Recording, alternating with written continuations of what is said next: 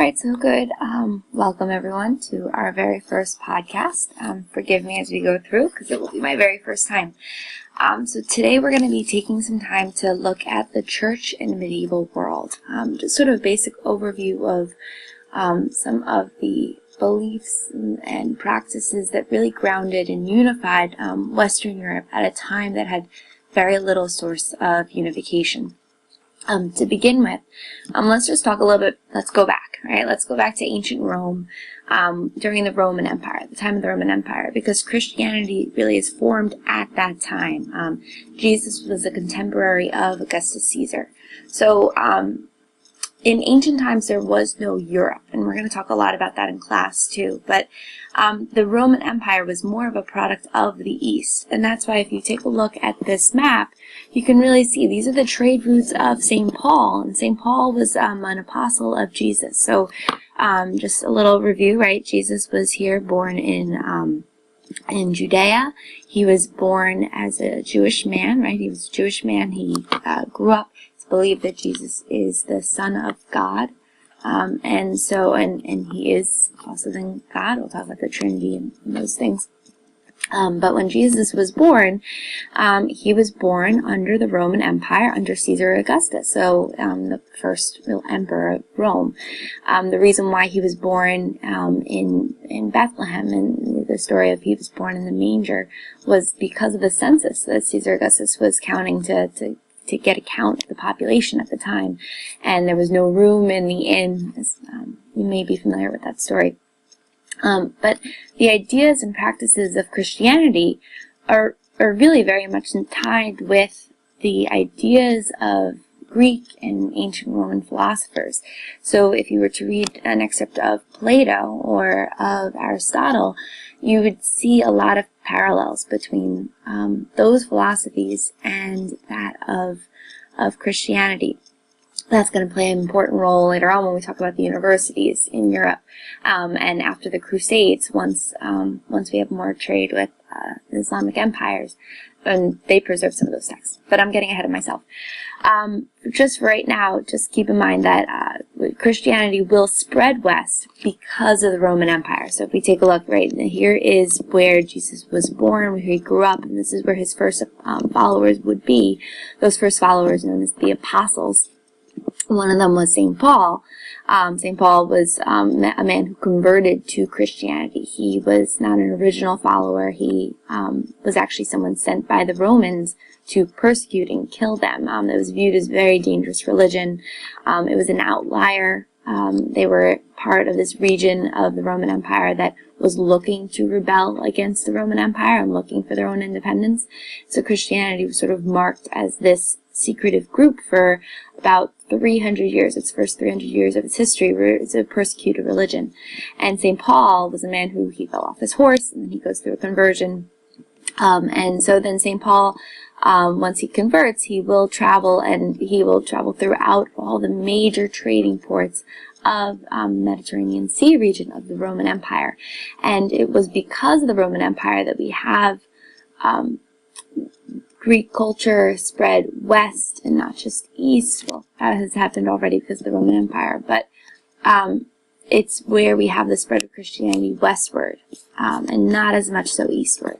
Now, along with spreading westward, Christianity will also spread to the south, and we will see like groups like the Coptics in Egypt also spread. But for our need, let's recognize that Christianity will spread to the west, it will spread to Rome, and it will be persecuted. The religion will be persecuted during the Roman Empire. Now, this all changes with the rise of Constantine. Now, Emperor Constantine comes into power during the Roman Empire after Diocletian has already split the Roman Empire into two to make it easier to manage.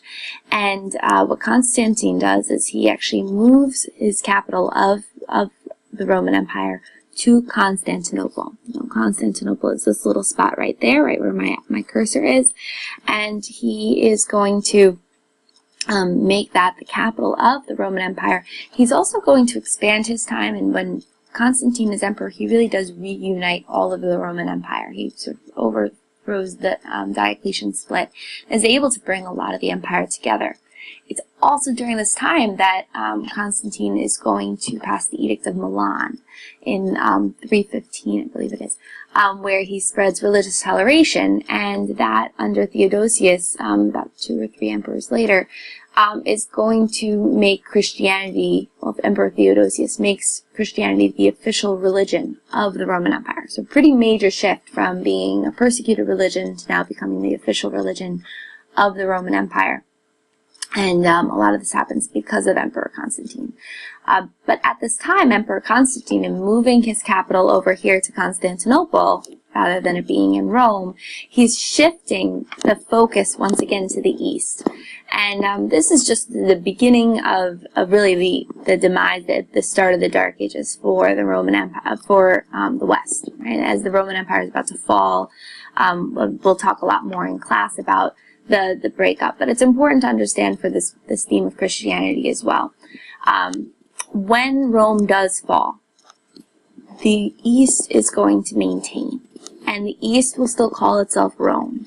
And Constantinople was the major capital of the Roman Empire before the fall of Rome, and now that Rome has fallen, it still is the capital of this part of the Roman Empire. And so, although we'll be calling this now the Byzantine Empire, the people living in Byzantine still consider themselves Romans. So there's differences, there are changes, but until 1453, the Byzantine Empire is going to consider itself the Roman Empire. We'll talk more about this in class, but it's important to understand why then there would be a philosophical division between East and West, which will become the division between the Eastern Orthodox Church and the Roman Catholic Church by 1054. But now let us move into the West, right? We'll talk specifically about the West. We'll talk about Rome and what occurs in Rome once we have the fall of Rome. So in terms of the Dark Ages and the fall of Rome, so Rome falls, and now there's no central force to unite the people of the West. Right? There's no longer a centralized government. What was Rome, what had the emperor there ruling over these people and bringing them together and sending out a military to protect the people, that has now collapsed. It's been invaded. There's no longer any kind of unifying force, and now the rest of the Western Europe is under siege. We have all these Germanic tribes coming in and out. The one commonality, the one thing that brings all the people of Western Europe together then is going to be the religion. Right, it's going to be Christianity. And so just the basics about Christianity, right? Christianity is monotheistic. The goal in Christianity, across the board, East, West, everyone, the goal is salvation. Your goal in life, your whole life, you're living up to being able to be saved and being able to go into heaven and have eternal life. And that is a really key focus when we're looking at the practices and customs of particularly something like in medieval Europe, when you see someone like flagellate, right, and they're throwing whips and they're whipping themselves and their blood is, and their back is all bloody, wondering, why are you doing this? Well, if your goal in life is salvation, you're going to be willing to suffer through a lot of things in the here and now for the promise of a better afterlife. And so that goal being salvation means that in the here and now, particularly during the medieval age, where you see a lot of the end of times symbols, you know, those horses that were driving in. I mean, you have famine left and right in medieval Europe. You have disease, you have plague. So people are expecting the end of the world at any moment. It seems pretty probable that, you know, you want to make sure you're the best possible Christian. So anyway, the organization of the church is also a real product of the Roman Empire, right? Its organizational structure follows the empire in that it even has the major cities of the Roman Empire were the original 5 big bishops, right? They're called the Pentarchy, and those would be the cities of Rome, Constantinople, Antioch, Alexandria, and Jerusalem. Those 5 cities really become the central forces of the Catholic Church in the early age, or the Christian Church. Its spread also mirrors, as we looked earlier, at the Roman Empire's trade routes, right? And the language being Latin shows that heritage as well. Now, in this time of chaos in the Dark Ages, there's really the one major center where we have any form of learning, any form of art, any form of culture being preserved in Western Europe is going to be in the monasteries. And this is just yet another example of where the church plays an important role culturally within Western European history. The medieval monasteries were a safe haven. They were a space where it was protected. Most of these were areas where they would be farming their own food. You'd be dedicating your life to prayer and study. The monasteries were really where the only people who could read or write were living. And they were preserving those ancient texts. And of course, if you're preserving texts and you're living in a monastery, those texts are going to serve religious purpose. So really the only books that we have from medieval Europe are going to be religious books. And this is where really your only artists are living. So if you were an artist and you're living in a monastery, your art's going to be related to religion. As a result, the writings, the readings, the beliefs, the philosophies, the ideas, the art, the culture that's all established during medieval Europe, especially during the Dark Ages, is going to be grounded in religion. Now, within all of this, we'll discuss why Rome. Now, Rome was still the center of the Christian church because it was the center of Western Roman Empire. Right? So, it becomes the center. And Rome is the #1 pilgrim spot for medieval Europeans. Pilgrimages played a really important role in the history for Christianity and for the people of medieval Europe, because it was one chance for people to travel and exchange ideas at a time when there was really no trade, there was no currency, so it's a point of exchanging ideas. People who were going on pilgrimage, if you died during pilgrimage, you immediately got a ticket to heaven, right? You went straight to heaven. So if your goal is salvation, pilgrimages are a pretty great thing to do. And Rome was your #1 pilgrim spot. The second most popular pilgrim spot was a place called Santiago de Compostela. It's in northern Spain. You can still walk that Camino. It's called the Camino de Santiago. You can still walk that Camino in northern Spain today. It's still very popular. Now, modern day, this is a total aside, but modern day Europeans in the European Union promote this Camino as a sign of unification of Europe. So the European Union really enjoys this because it brings people together. And that was the pilgrimage, right? It brings people together from all walks of life. They all walk on this customary journey. It was a traditional practice of medieval Europe, still practiced today for some Christians. And the pilgrimage of the Camino de Santiago is now not even necessarily religious. It can also be a secular move to be able to bring people together. But Rome was the #1 pilgrim spot, and traditionally, the Roman bishop. So before we really have a sense of a pope, which is an idea, a concept that gets developed over time, the Roman bishop, out of those 5 original, really patriarchs, those 5 key bishops, he was considered to be the head bishop. He was given the papal authority.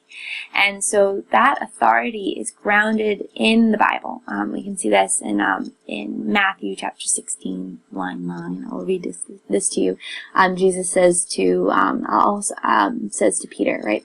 I also say to you that you are Peter, and upon this rock I will build my church, and the gates of Hades will not overpower it. I will give you the keys of the kingdom of heaven, and whatever you bind on earth shall have been bound in heaven. Whatever you loose on earth shall have been loosed in heaven. Then he warned the disciples that he should tell no one that he was Christ. Pretty much what that's saying is the keys to the kingdom, right? The idea is that the keys to the kingdom, the access to heaven, is through Peter, and Peter is the rock, the foundation, and Peter is also the one who becomes the bishop of Rome. So then Rome becomes the center of papal authority. On top of that, in the 8th century, and this is what this image is that you're looking at right now, there's a concept of the donation of Constantine. Now, it's a forged document. It's established, we all acknowledge that it is indeed a forged document of the 8th century. But what the document says, or claimed, is that Constantine gave political authority of Rome to the Pope. Now, remember, at the time of Constantine actually had ruled over Rome at the time, so it wasn't what would not have been necessary to be the case. But even at the time of the split, during Diocletian, when we have 2 emperors, or sometimes even 3, there would have been an emperor in charge of Rome. But what this document is saying is that no, instead of the political authority having claim of Rome and therefore the rest of the Western Roman Empire, instead, no, it's the Bishop of Rome who has that. And that Bishop of Rome then would have the religious as well as political authority over all the people of Western Europe in the 8th century. So this is a document that is important for legitimizing the rule of the papal states, of the Pope, and of his territories that he had claim of. Now, something else that occurs in Western Europe, and here's a great map of sort of the extent of Christianity and the spread starting by 300. So if you take a look, 300, this would be the time of Constantine. You can see it's more pockets. It's still persecuted. He's allowing now religious toleration, though. Between 300 and 600, this would be the time of after Theodosius makes Christianity a unified religion, straight through the collapse of the Roman Empire. And now I want to just point you to this area in yellow, where we have between the years 600 and 800 the spread of Christianity. Right? By this time, Christianity starts to be spread, and we're incorporating barbarians into the social life as well. Now, barbarians are really anyone who's outside of the Latin world. And so barbarians, if you're barbaric, you are not speaking or able to read Latin. So it's a specific definition here.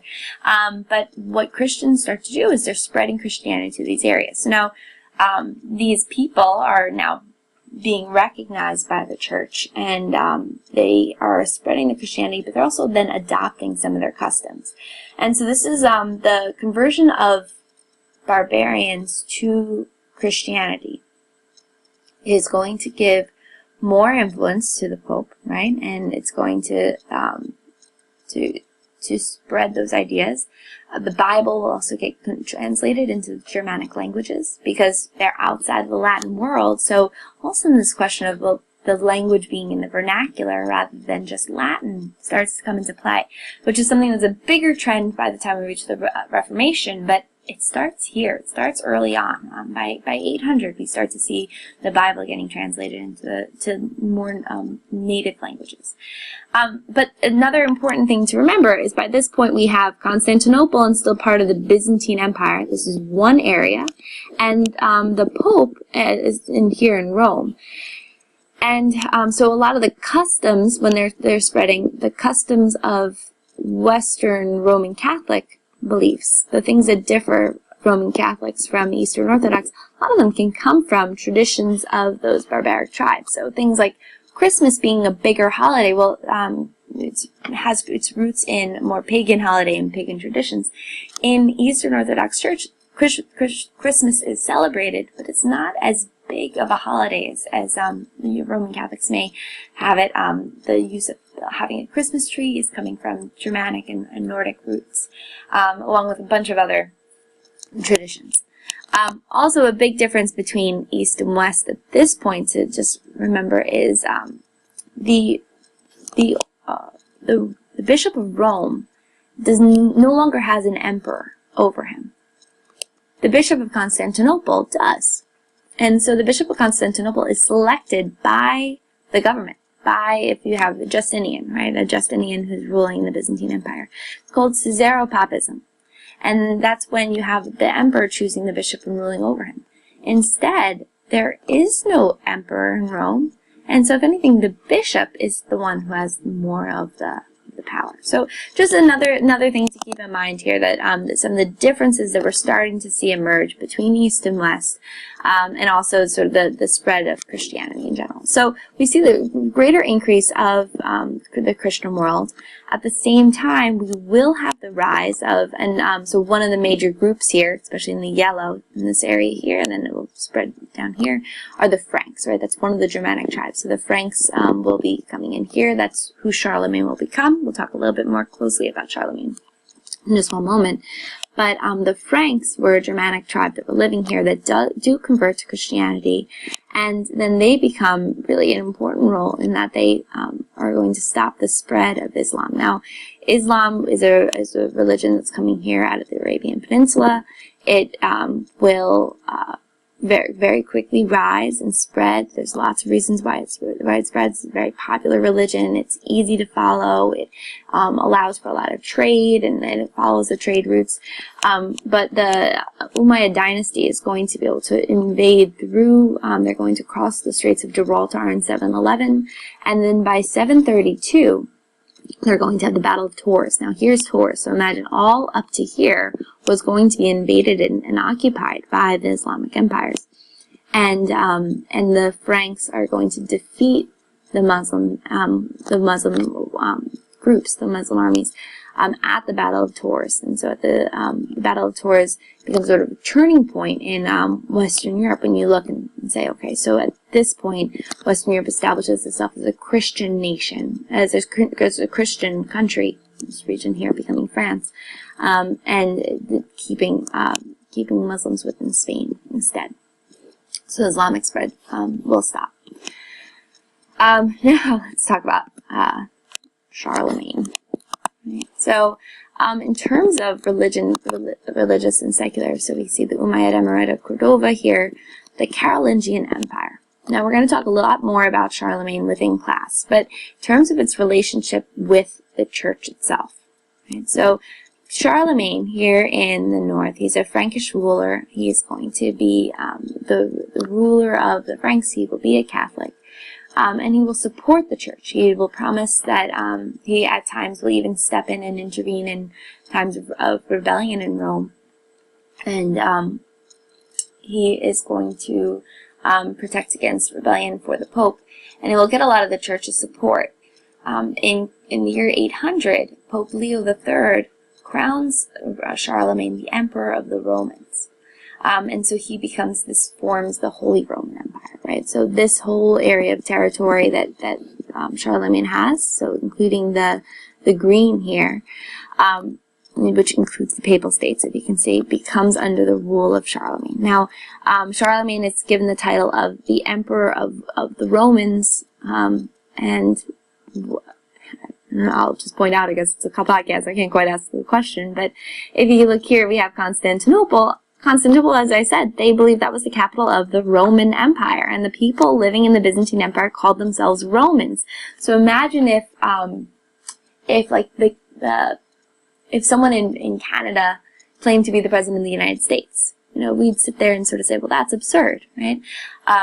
This is another factor. So these are differences and distinctions that I'm building into to help support and explain not just the political and social climates of Western Europe, but to explain why we have this division between East and West.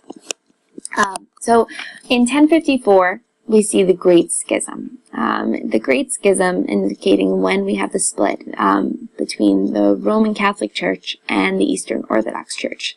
Now, although we mark this point right here, 1054, as the moment of the Great Schism, it was about a 300-year process, and you can see that there were these 7 ecumenical councils, and then in 787, we end the last of the ecumenical councils. Starting right about that point, until 1054, there are layers of tension between East and West. It wasn't just like an automatic, happens right away, everyone just excommunicates one another. If anything, the 1054 moment was a moment of sort of mutual dislike, on a personal account between the Roman Pope, the Roman Pontiff, and the Bishop of Constantinople, the Patriarch. So it's just some of the key differences between the Roman Catholic Church and the Greek Orthodox Church. The Roman Catholic Church, its leadership is the Pope, right? And the Pope is viewed as the powerful, supreme, all leader of the region. On the other hand, in the East, they actually use something called the Ecumenical Council. And what that is that there's leaders, different patriarchs from different regions. So we have the patriarch of those 5 patriarchies. So the Bishop of Constantinople, the Patriarch of Antioch, the Patriarch of Alexandria, the Patriarch of Jerusalem, and now there's actually a few more patriarchs because of the spread and extent of the Eastern Orthodox Church. But they also include Rome in that. The Rome just doesn't attend the councils, but these are councils where the leaders will come together and to create rules. All the councils are occurring in or around Constantinople, and so it's very much shaped by the Byzantine Empire. The Roman Catholic Church is grounded in Latin and Latin culture and Roman culture. On the other hand, the Greek Orthodox Church is grounded in, they speak Greek or the other vernacular of the region. So when the Eastern Orthodox tradition is spread to Russia, Russian will be the language of the region. But originally it was Greek. The Byzantine Empire was a predominantly Greek-speaking region. And it's more Constantinople in orientation. Just a few other differences. They use slightly different calendars. The holidays differ slightly. So Greek Easter is a different date than the Western tradition of Easter.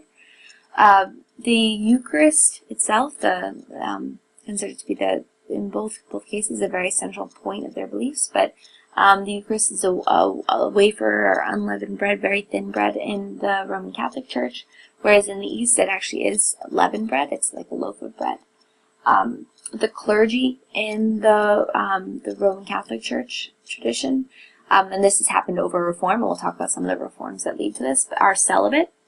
And so there are celibate clergy and then the lay people, very separate worlds, right? You don't intermingle those two.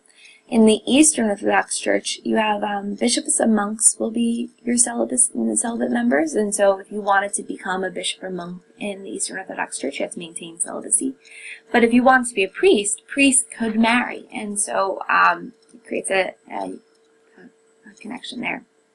Where priests then can be married before they become ordained, and so there's a greater blending between the lay people and the ordained in the Eastern Orthodox Church. So just a few different changes that occurred there with the Great Schism in 1054, and this really leads to a split. Now, just one note about this timeline, right? This timeline is made. We'll talk about it later, but you can comment. If you have any comments, feel free to come up with me later and talk to me about this, about the map itself. Okay. So now we'll transition into High Middle Ages. So we started with the Roman Empire, we went into the Dark Ages, now we're transitioning into the High Middle Ages, and I'm telling you no reasons for why we're going through these phases. And a lot of that is because it's more economic groundings for why we're going into these different places than really the religious changes, the changes themselves. So in class, we'll be going back to these different eras and ages and going much more in depth with what are the overall trends. But this podcast, we're really focusing just on the religious motives. So the High Middle Ages, until really the 11th century, so really until the Great Schism occurs, the Roman Catholic Church, the idea of this church, is not really centralized. Rome is not really a true powerhouse. We're leading into that point, you know, the setup of the Bishop of Rome as being the central person who would communicate with others. It's all being set up, but it's not really set in stone yet. There was always a risk that the Holy Roman Emperor could step in and rule over the Pope, really just completely topple him, right? The Holy Roman Empire was reestablished again after the fall of Charlemagne in 962 to preserve the Catholic state. But when that was created, it actually started to criticize the conditions in Rome and the Pope, and it started to become this clash between your secular and religious world. And so the Catholic Church and the Pope really had to establish itself as an authority, and they made a series of claims, and we're going to see a pattern of tension between your ruler, your king, your secular ruler, and your religious ruler, the Pope. So some of the changes that are starting to occur to help address these issues. One is the Cluniac reforms, so the Cluny monastery in France. Now, at this point, we have a series of monasteries. Monasteries are throughout Europe. They preserve the ideas, the customs, right, beliefs, centers of prayer, centers of learning. And the Cluny Monastery in France was a center of a reform movement that wanted to try and bring the clergy back to regulations. Now, the clergy at this point did not really have a certain code of conduct that everyone followed. So you will have some clergy that were celibate and others were not. You'd have some clergy being good leaders of the church and others not really following their faith and instead using it for political advantage. And so by about 910, Cluny is going to be the center of a series of reforms that are trying to revive the rule of Saint Benedict. Now, Saint Benedict was another abbot who made many reforms in his own abbey, but it didn't become as widespread. So we'll talk more about the Cluniac reforms themselves, but they're based on the rule of Saint Benedict, and so the Benedictine rule is the grounding for this.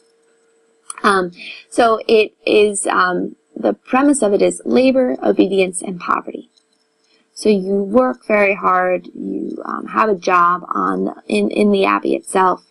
You take a vow of poverty. So you're not. The goal is not about possessions, these things. And then the final one, obedience, is really key. The Cluniac monastery and during the Cluny reforms, they refused to accept any authority but that of Rome. And the Pope then is really starting to gain authority and rule, starting to move towards centralizing that rule and formalizing that the Pope of Rome is your guy to follow. Other convents, other abbeys start to follow the Cluniac reform movement, and it was decided that Cluny, this abbey in Cluny, should become the head of this order, and that the others become priories, or following this one main abbey, and will obey all the same abbot, the abbot of the Cluniac abbey. And so it creates almost a bureaucracy within the monasteries. By the 11th century, there's more than 1,000 monasteries that follow the Cluniac version of Benedictine rule. And the monks of the Cluny are obliged to the rest of the clergy to reform their manners, to support the Pope, and to bring all Christians, laity and clergy, to submit to the Pope's authority. So within the reform movement, there's also a goal to spread that obedience to the Pope beyond just within the abbey itself, but to the lay people in the surrounding area. And as the Cluniac reform spreads, and as we have more Cluny-based priories, we're going to be really formalizing papal supremacy. Now, out of this, we have a few key popes that are also going to be making actions to centralize their power and centralizing their rule. One is Pope Nicholas II. Pope Nicholas II declares that popes should be elected by cardinals and not selected by princes or emperors. Another division away from the Eastern tradition of having, say, Caesaropapism. But now that we have this Holy Roman Empire present now in Rome itself too, Pope Nicholas II needs to declare this, that no, Holy Roman Emperor does not have power over who gets to be Pope. You are a secular force, and I'm going to have the bishops decide. And so that's the custom of even today, of the cardinals coming together after the death of a pope to decide, or after this most recent time, after a pope decides to step down, to select a new pope. Now, after Pope Nicholas II, we have Pope Gregory VII. He's also known as Hildebrand. Now, he will be ruling from 1073 to 1085, and he plays an important role in really making a lot of reforms for all priests in the empire, in the Roman Catholic Church. He was, before he became Pope, a Cluniac monk. So what he really does is he takes the Cluniac reforms and applies them to the rest, right, to everyone else. He claims that the papacy has power over kings or emperors because the Pope has the ability to judge their actions, right? So the Pope can say, well, what you just did was sinful, or it's immoral. And so that the goal then became that there would be a world church rather than a world state. So ever since the fall of Rome, there was a goal to reestablish a Roman Empire, right? Have another world empire. For them, their knowledge of the world was that region. To have one unified empire. And what Pope Gregory VII sort of points out is that, no, we'll have a world church not a world state. So Holy Roman Empire, don't get any ideas. You're not going to become ruling over the church. The church will be ruling over you. He also then makes those Cluniac reforms for all priests and clergy. So he claims for the celibacy of priests. And another very important move that we're going to go into a little bit more depth with is the concept of no lay investiture. So lay investiture is the ability for the local king to give the symbols of the office and really select who he wants to invest in a bishop, right, to give him the symbols of his office, and therefore really also giving him the appointing who gets to be bishop. So lay investiture, the Pope Gregory VII says no, there is no longer a lay investiture. This is going to be a big clash with the Holy Roman Emperor Henry IV, because the Holy Roman Emperor, he's ruling over a feudal system. And we'll talk a lot more about feudalism, of course, but within that, the bishops of the bishops owned a lot of land, and that land they are obliged to. The emperor wants to be able to determine who gets that land, because who has the land has the power. And so the emperor wants to make sure that his own people get to become bishops, because then they can get land. Pope Gregory says, no.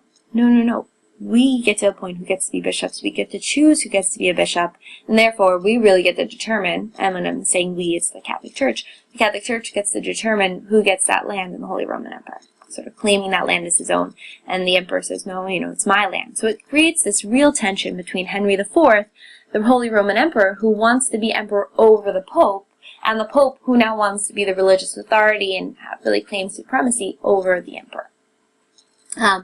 Bishops and nobles who were supporting Pope Gregory rebel against Henry IV, and lords who were unwilling to, they side with the Pope because they're unwilling to give Henry IV any more power or authority. They're afraid to give him any more power than he already has, and they want to maintain their own. We'll talk more about that dynamic too in class.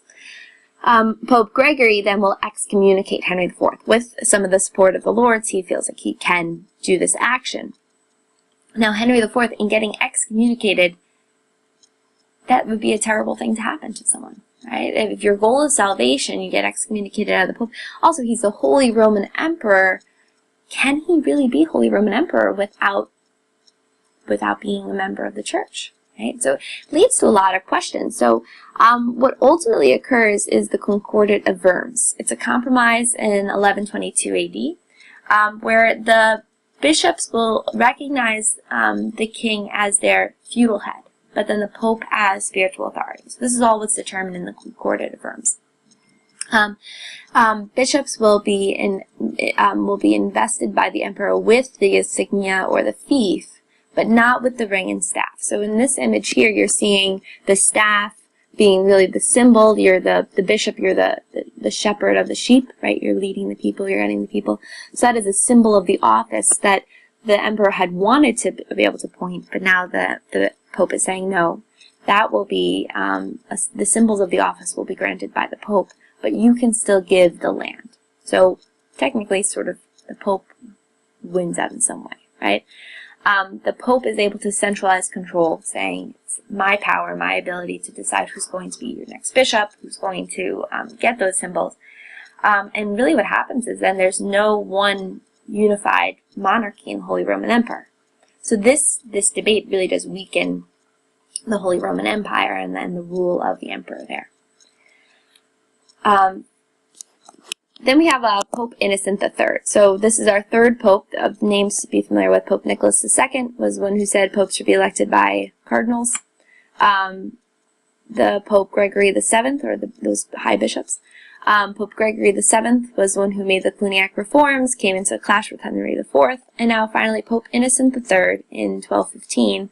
He has one final great council. There's many councils, times when bishops will come together to discuss and come up with doctrine.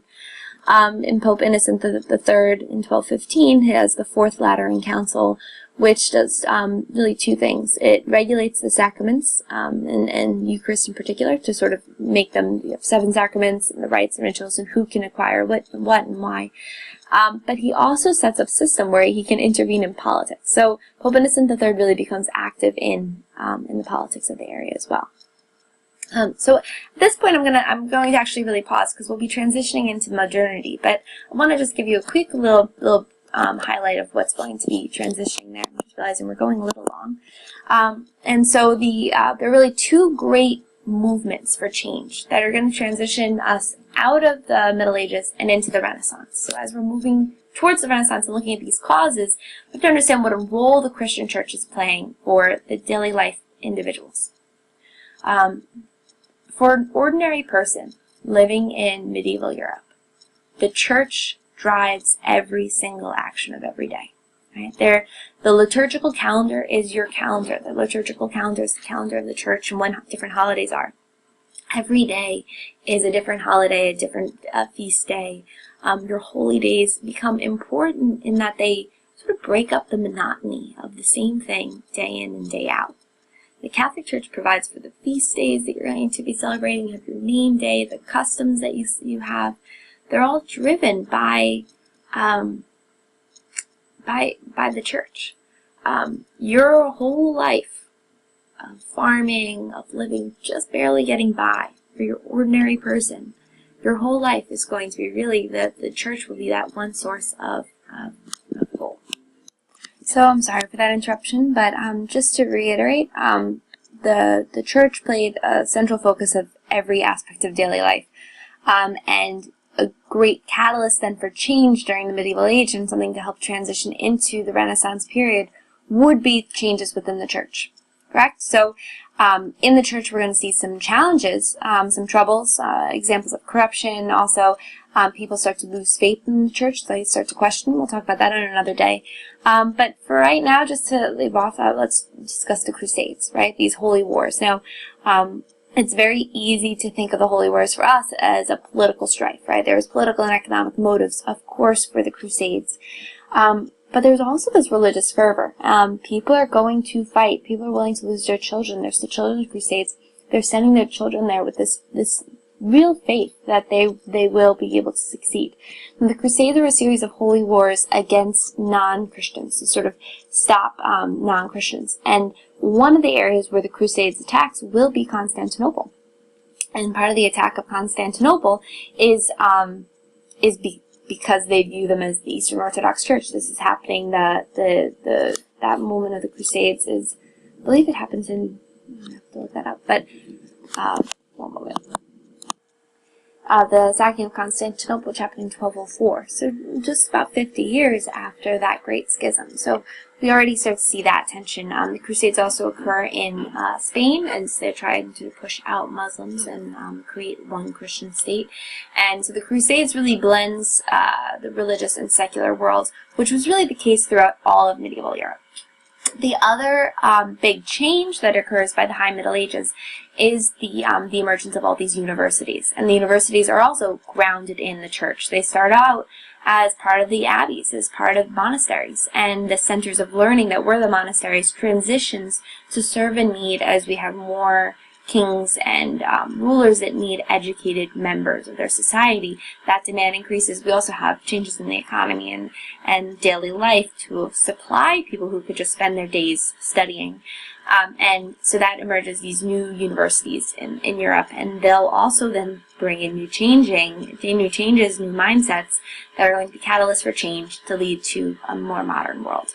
So the church is very much present in that transition to modernity, into the transition to the medieval, from the medieval to the Renaissance.